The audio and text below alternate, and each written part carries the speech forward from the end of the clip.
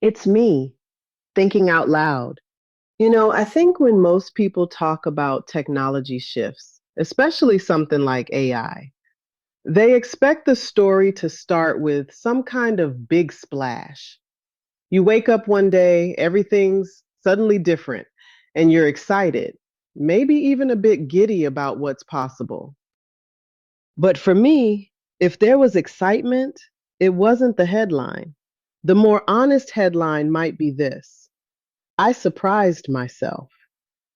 Not because I reached some bold new conclusion, but because I noticed something had changed in me, almost in the background. This episode isn't really about celebrating innovation. It's about catching yourself in the act of changing, almost by accident. That moment when you realize, wait, was I always this person? Or did something shift when I wasn't looking? Sometimes the only real surprise is discovering you've moved. If you ask me when the shift really took hold, I could point to the moment I first started using AI, Christmas of 2023. I remember that clearly.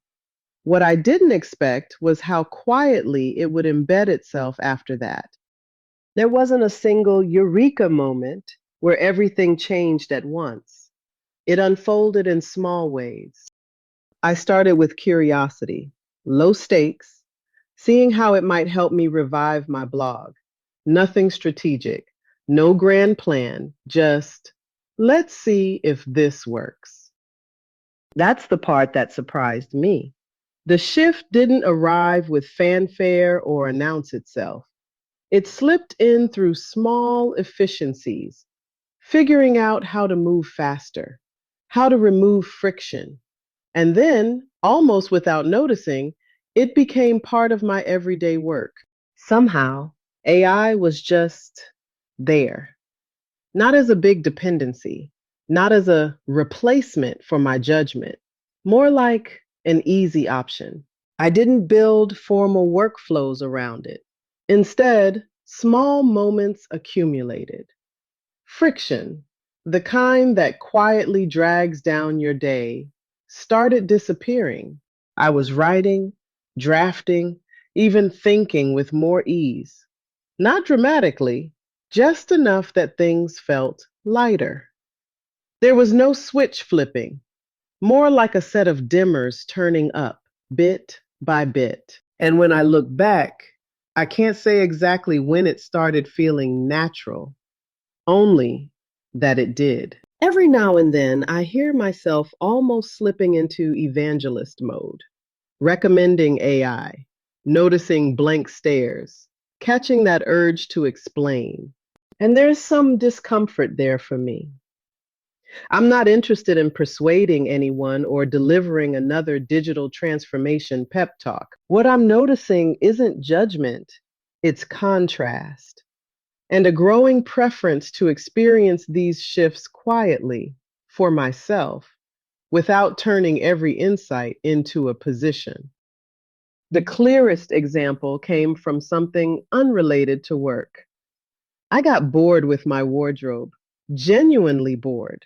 I didn't want to go to a store. I didn't want generic advice.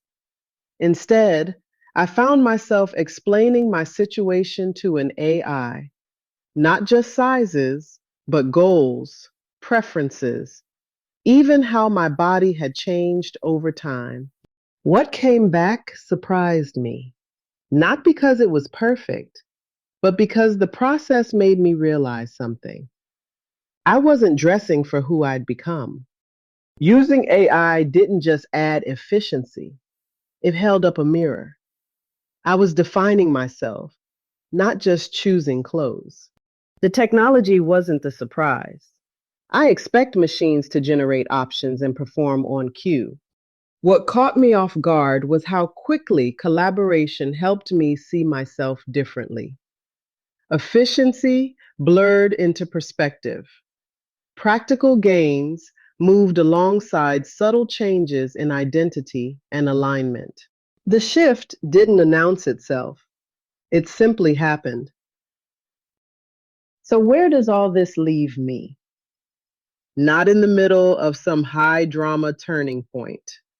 Nothing cinematic. It was a quiet pivot. I can't even pin down the exact day. I'm still paying attention, noticing what's changed and what hasn't. Sometimes change isn't about arrival, it's about continuing, a gentle recalibration that doesn't announce its results. That's really it. Sometimes I'm working with AI, sometimes on my own. I'm still paying attention, still noticing what holds and what falls away. I'm still thinking out loud.